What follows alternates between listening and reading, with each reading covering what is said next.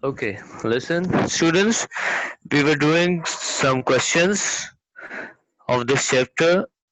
Okay, just to do a little recap of the questions. Okay, the question number one was, I'm going to start the questions and answers. So, question number one was, in which province will you find the Western Highlands?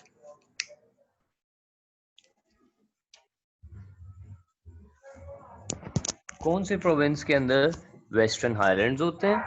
Okay, हमने मैं I told you I explain this question to you. मैंने ये question आपको explain किया था कि कौन कौन से इस तरह के प्रोविंसेस हैं जहाँ पे वेस्टर्न हाईलैंड्स होते हैं. कौन कौन से हैं? खैबर पख्तूनख्वा, बलूचिस्तान और पंजाब के कुछ parts. Second question was which is the highest peak in Pakistan, how high is it and where is it located. के हाईएस्ट पीक पाकिस्तान की कौन सी है और वो कहाँ पे लोकेटेड है? मैंने बताया that is Godwin Austen, right, और K2 भी कहते हैं इसको, और उसकी हाइट जो है 8611 meters है. And the third question was, name the main passes found in Pakistan. ठीक है, passes का word आपने पहले भी सुना हुआ है. I've explained this in the chapter in the previous as well. ठीक है, मैंने आपको पहले भी इसको एक्सप्लेन किया हुआ है कि passes ranges वगैरह क्या होती हैं. ठीक है, उसने कहा नेम द मेन पासेस, जो मेन पासेस हैं पाकिस्तान के अंदर उनके नाम बताइए. ठीक है, वो क्या है? The Khunjerab pass, the Karakoram pass, Lowari pass, Khyber pass and the Khojak pass. Okay, next question was question number 4, where does river Indus start. River Indus जो है वो कहाँ से स्टार्ट होता है? ठीक है, उसका मैंने आपको बताया ये कहाँ से ओरिजिनेट होता है, मींस कहाँ से स्टार्ट होता है. वो कहाँ से होता है? That is lake Mansarovar. Okay, ये तिब्बत का एरिया है, इन तिब्बत. ठीक है, वहां पे ये लेक है, वहां से स्टार्ट होता है. ओके, क्वेश्चन नंबर 5 था which area is the most populated, कि कौन सा एरिया है जो सबसे ज्यादा पॉपुलेटेड है.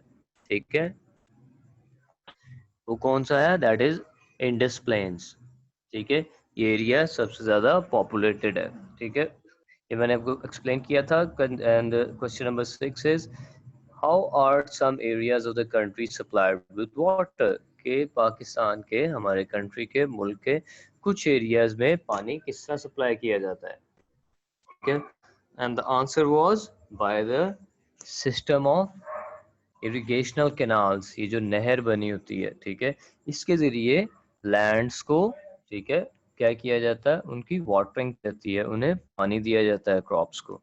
ओके, सो ये 6 क्वेश्चंस हमने कर लिए थे. We did yesterday these 6 questions. Now I'm going to move to the 7th question, and today we're going to finish this chapter by completing the question answers and the work page. Okay, question number 7.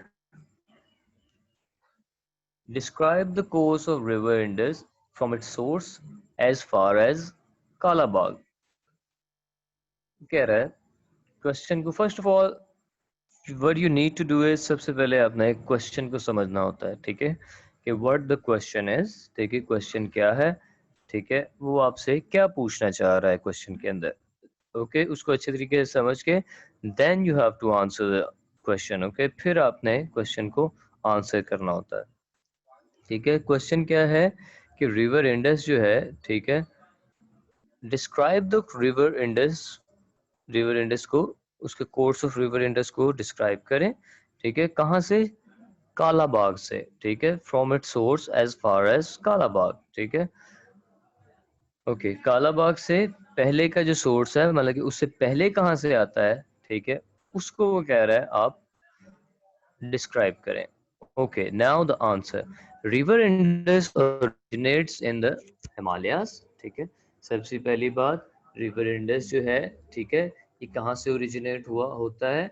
कहाँ से means के originates, when I से originates it means start. ठीक है, ये कि कहाँ से स्टार्ट होता है. Okay, the river Indus originates in the Himalayas.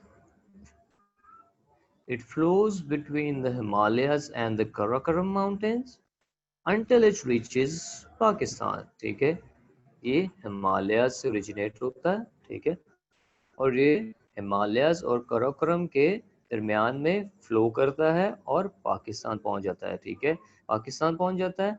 और पाकिस्तान में it is joined by two small reverse, Gilgit and Hunza, ठीक है।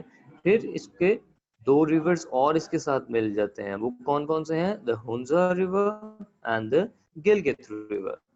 It flows through the Potohar plateau to Kalabagh. फिर ये फ्लो करता हुआ पोटोहार प्लेट्यू के की तरफ से कालाबाग तक पहुंच जाता है। कालाबाग, यू रिमेम्बर, मैंने आपको बताया था ये भी एक जगह है, ठीक है, पंजाब के अंदर। मैंने आपको बताया था कि इट इज अ पॉइंट जहां से आगे से फिर ये सिंध की तरफ चला जाता है, ठीक है। मैंने बताया था this point is called Kalabagh.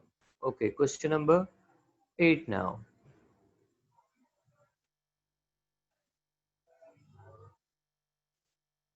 Question number 8 is, how does the river Indus change when it reaches the plains? ठीक है, कि ये किस तरह से चेंज हो जाता है जब ये प्लेन्स तक पहुंच जाता है। And the answer is, on reaching the plains, the river Indus spreads out into a broader channel. ठीक है, कह रहा है कि जब ये प्लेन्स तक पहुंच जाता है, ठीक है, तो ये फिर और स्प्रेड हो जाता है, रिवर जो है और स्प्रेड हो जाता है, ठीक है, एक, ठीक है, एक ब्रॉडर चैनल में, एक और मजीद बड़ी शक्ल इख्तियार कर लेता है। Okay, it's its course becomes straighter and it's flows slower, ठीक है, उसका कोर्स जो है वो बिल्कुल स्ट्रेट हो जाता है, ठीक है, और इसका जो फ्लो है वाटर का वो आहिस्ता हो जाता है। Okay, now question number 9, in which part of Pakistan do you find deserts? कौन सा पार्ट्स हैं पाकिस्तान के जहाँ पे आपको डेजर्ट्स मिलते हैं, यानी कि रेगिस्तान मिलते हैं? And the answer is, we find deserts in the eastern and south eastern part of Pakistan, ठीक है। हमें डेजर्ट्स कहाँ कहाँ पे मिलते हैं पाकिस्तान के अंदर? In eastern and south eastern part of Pakistan, ठीक है, हमें कहाँ कहाँ पे मिलते हैं? ईस्टर्न और साउथ ईस्टर्न पार्ट में पाकिस्तान के हमें डेजर्ट्स मिलते हैं, ठीक है, यानी कि रेगिस्तान मिलते हैं पाकिस्तान में। रेगिस्तान ईस्टर्न साइड पे और साउथ ईस्टर्न साइड पे हैं पाकिस्तान की। Okay, so we have done 9 questions. Now moving to the next slide for the 10th question, that is, how are valleys formed? Valleys जो है वो किस तरह से बनती हैं, ठीक है, ये भी मैंने आपको एक्सप्लेन किया था when we were studying valleys, ठीक है, कि वैलीज किस तरह से बनती हैं। Okay, now the answer is, valleys are formed by the fast flowing rivers and glaciers, ठीक है, वैलीज किस तरह से बनती हैं? फास्ट फ्लोइंग रिवर्स से और ग्लेशियर्स से, ठीक है। स्पीड के अंदर जो रिवर आ रहा होता है जब वो किसी एरिया से होकर जाता है, ठीक है, तो वहाँ का सॉइल, वहाँ के क्या होते हैं वहाँ पे थोड़ा डीप से कर्व्स बन जाते हैं, ठीक है, और उनको फिर हम क्या कहते हैं? वैलीज कहते हैं। वैलीज आपको बताया था, the low land is called valley, ठीक है, जो लो लैंड होता है, ठीक है, बिटवीन हिल्स एंड माउंटेन्स, उसको हम वैली कहते हैं। जब वहाँ से स्पीड के अंदर रिवर फ्लो करता है या ग्लेशियर्स होते हैं वहाँ पे, तो फिर वो उसकी वैली की एक शक्ल इख्तियार कर लेती है वो जगह। Okay, and that land is called, that place is called, which is between hills and mountains, where the fast flowing rivers and glaciers जहाँ से pass करते हैं, that place is called valley. Okay, I hope these 10 questions are clear to you. Now I'm going to move to the next slide. Okay, now we're going to do the work page, ठीक है, अब हम book का work page करेंगे, ठीक है। All of you take out your books, work page, page number 33. All of you take out your books, that's page number 33. And question number B, look up these words in dictionary and write down their meanings. वो कह रहा है कि dictionary आप देखें और इन words के meanings find out करें और उनको राइट डाउन कर लें। The first word is glaciers. Glaciers क्या होते हैं? ठीक है, a slow moving mass or river or of ice, ठीक है, एक स्लो मूविंग मास, ठीक है, या एक आइस के रिवर को हम क्या कहते हैं, ग्लेशियर्स कहते हैं, ठीक है। एक एक मास यानी कि एक स्लो मूविंग मास को, ठीक है, यानी कि एक लैंड टाइप ही बना होता है, एक टुकड़ा बना होता है, ठीक है, सरफेस का, लैंड का, उसको हम ग्लेशियर्स कहते हैं, या रिवर्स ऑफ आइस को, ठीक है, जो दरिया की बर्फ होती है उसको भी ग्लेशियर्स कहते हैं, ठीक है। और ये ज्यादातर कहाँ पे पाए जाते हैं glaciers, mostly found on high mountains और द टू पोल्स, ठीक है, ज्यादातर ऊंचे पहाड़ों पर, ठीक है, या टू पोल्स में। टू पोल्स कौन कौन से थे, north pole and the south pole, okay, you got it, I think you remember, ठीक है, नॉर्थ पोल और साउथ पोल, वहां पे ये glaciers we can find them there, ठीक है, ग्लेशियर्स को हम वहां पे देख सकते हैं, ठीक है, ये वहां पे होते हैं। Okay, now the next word is pass, ठीक है, ये word again it's coming again and again, ये वर्ड आपने इस चैप्टर में पूरा पढ़ा बार बार, पास पास पास, खुजराब पास पढ़ा आपने, ठीक है, आपने लावराई पास पढ़ा, ठीक है, दैट इज, ये जो पास है, अब ये पास की का वो मीनिंग पूछ रहा है, ठीक है, I am going to explain that as well, आपका ये क्वेश्चन भी है, ठीक है, पासेस के बारे में। Is a gap in high mountains created by glaciers, ठीक है, ये पास क्या होता है, ये एक गैप होता है, ठीक है, जो ग्लेशियर्स की वजह से माउंटेन्स में बन जाता है, ठीक है, उसको हम पास कहते हैं, ठीक है। मैंने आपको बताया इस ग्लेशियर क्या था, इट्स अ स्लो मूविंग मास, ठीक है, जब वो मास जो है वो मूव करता है माउंटेन्स के दरमियान में, तो वो जो उसकी वजह से जो गैप बन जाता है, उस गैप को हम क्या कहते हैं, उसको हम पास कहते हैं, ठीक है। A pass provides a route for people to travel across steep mountain ranges, ठीक है, ये पास जो है इससे क्या होता है, ये एक रूट प्रोवाइड कर देता है, ठीक है, ये एक रूट प्रोवाइड कर देता है लोगों के लिए, ताकि लोग वहां से ट्रेवल करके उन माउंटेन्स को, रेंजेस को क्रॉस कर सकें, ठीक है।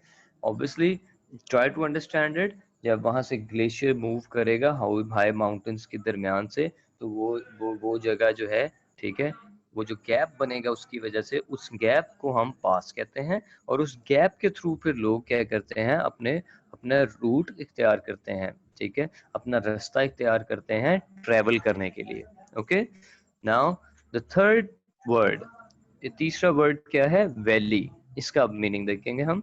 Valley, the low area of land between mountains और हिल्स, ठीक है, जो लो लैंड होता है, लो मीन्स ज्यादा ऊंचाई पर नहीं, लो एरिया, ठीक है, एक तो हाई एरिया होता है जो कि काफी हाइट के ऊपर होता है, ऊंचाई के ऊपर होता है, और एक लो लैंड एरिया होता है, ठीक है। जो लो एरिया होता है लैंड का, किसके दरमियान, माउंटेन्स और हिल्स के दरमियान, ठीक है, ये जो पहाड़ों के दरमियान और हिल्स के दरमियान जो एरिया होता है, ठीक है, with stream flowing through it, जहाँ से कोई ना कोई स्ट्रीम फ्लो कर रही होती है। स्ट्रीम क्या होती है, ठीक है, एक शॉर्ट फॉर्म यानी कि रिवर्स वगैरह की, लेक्स वगैरह की एक शॉर्ट फॉर्म, यानी कि जिससे थोड़ा सा पानी गुजरा उसको हम स्ट्रीम कहते हैं, ठीक है।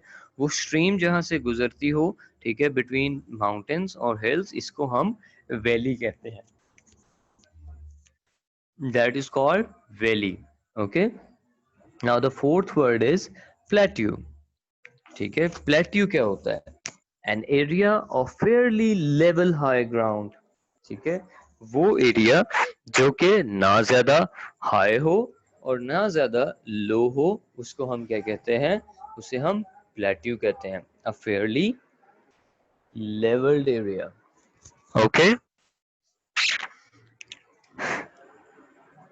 एक फेयरली लेवल एरिया जो होता है उसको हम क्या कहते हैं, प्लेट्यू कहते हैं।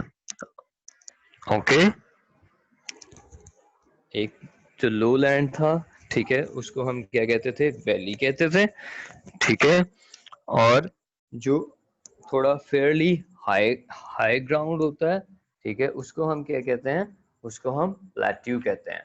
ओके, तो these were the meanings of these four words, ठीक है, I have explained them to you. Okay, right. Do this work page in your book. ठीक है, अपने बुक के अंदर ये पेज नंबर 33 के ऊपर आपने ये वर्क पेज करना है. Okay, now I'm moving to the next slide.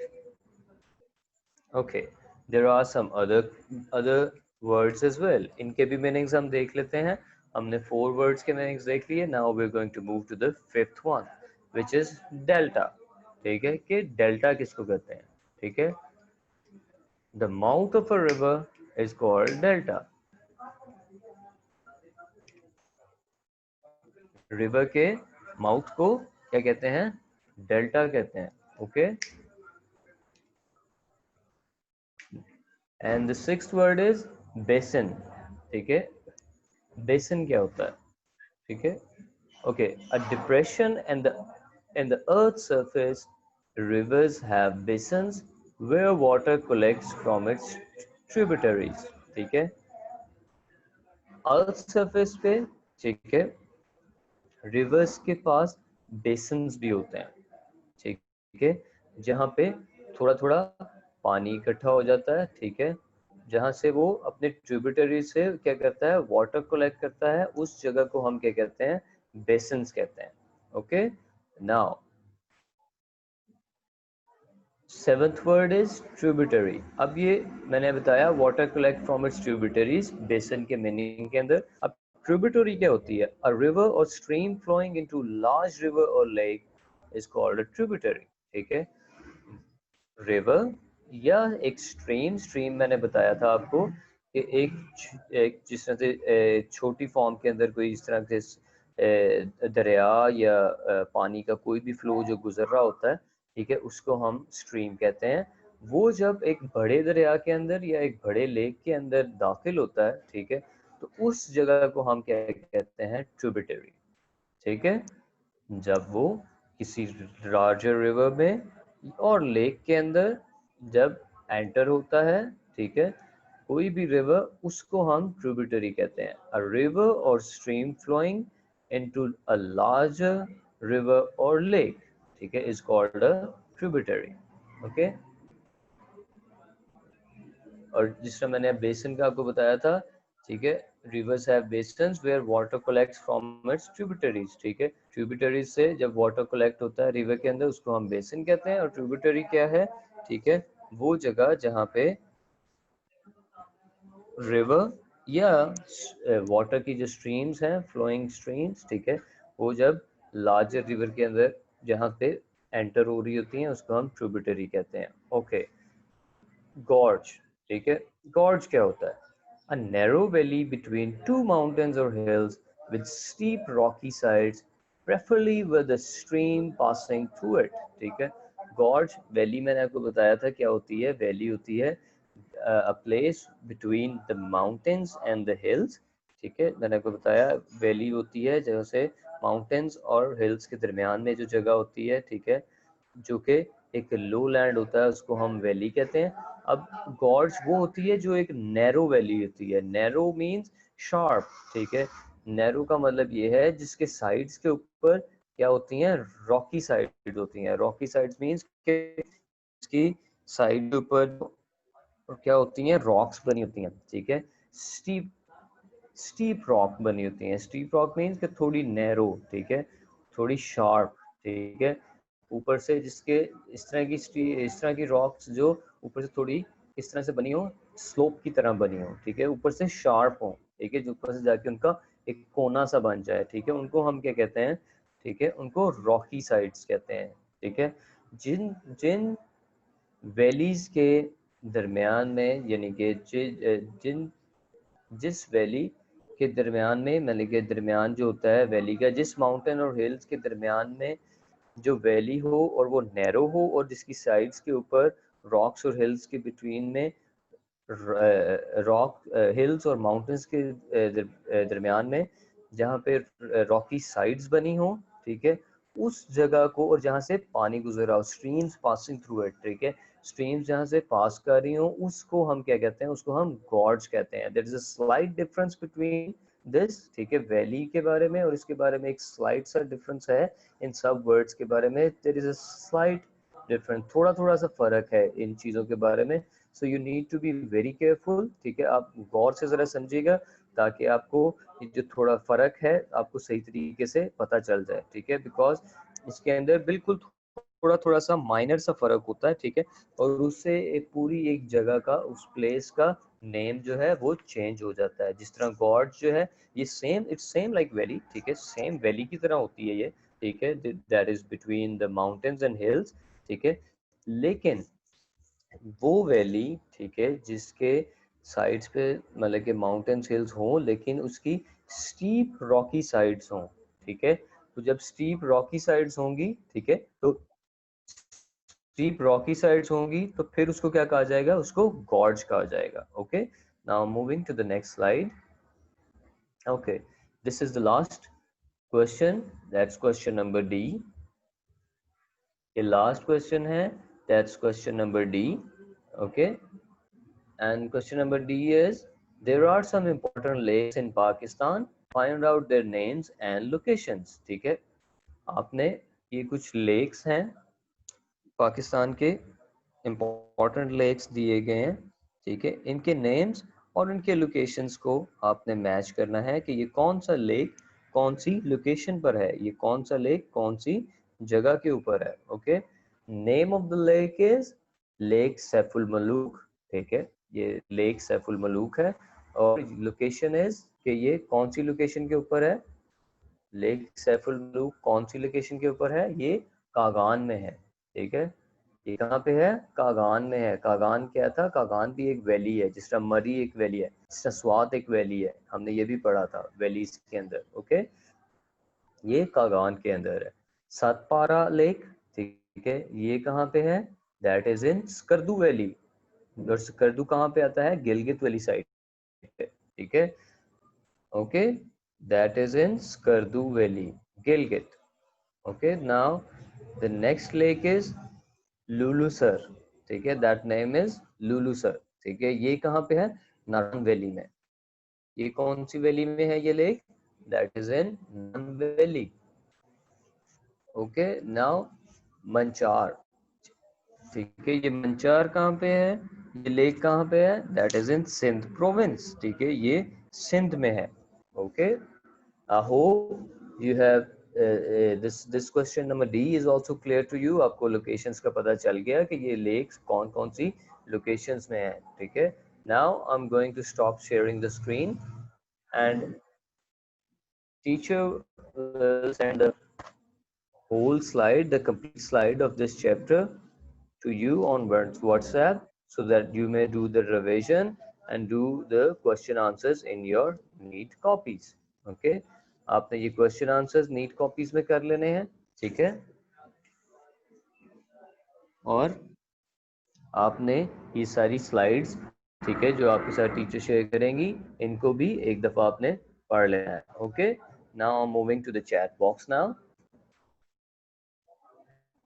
okay, I'm going to ask a question, okay, you have to raise your hands। How many of you have understood this chapter? बच्चों को ये chapter समझ आ गया है, and they can do the question answers now, they can give the answers now, ठीक है, just say yes to me in the chat box ताकि मुझे पता चल जाए। Zuhair, very good, very good। Ayan, Sarah, Nichelle, very good, very good। Simran, Ibad, very good, okay, very good। और किसी को समझ नहीं आया, Umar, okay, okay, good, very good। I want all the students to answer me। किन किन को ये चैप्टर समझ आ गया है, कौन से स्टूडेंट्स को ये चैप्टर सही तरीके से समझ आ गया है, and they can answer the questions as well।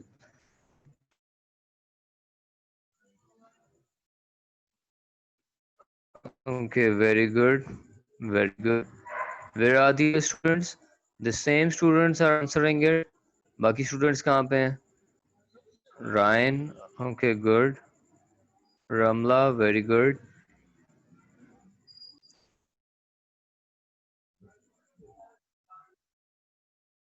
And Gerald, very good. Gerald. Myra, very good. Very good. Listen, students, you have to understand it. Okay, आपको ये सारा चैप्टर को समझना है because the reason is whenever the schools will be open, जब भी school खुले, whether after a month or 2 or 3 months, we're not sure about it, हम इसके बारे में sure नहीं हैं, लेकिन this is going to be your syllabus, ठीक है, इन्हीं question answers में से, इन्हीं chapters में से आपका एग्जाम होगा, ठीक है, so make sure आप अच्छे तरीके से इसको समझिए और इनके क्वेश्चन आंसर्स अपनी कॉपीज में करिए. Okay, now note down the diary, your homework, writing it down in the chat box. Your homework is to complete the question answers,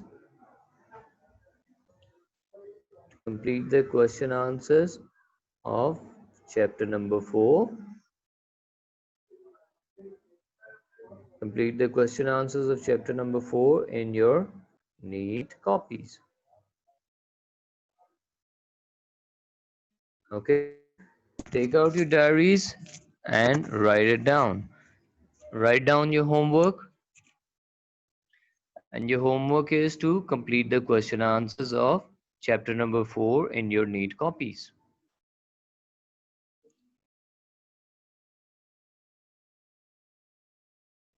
Complete the question answers in your neat copies.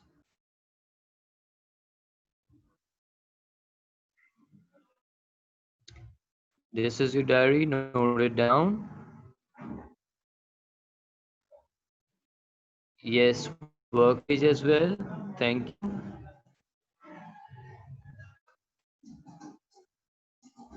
And book work also. And work page also.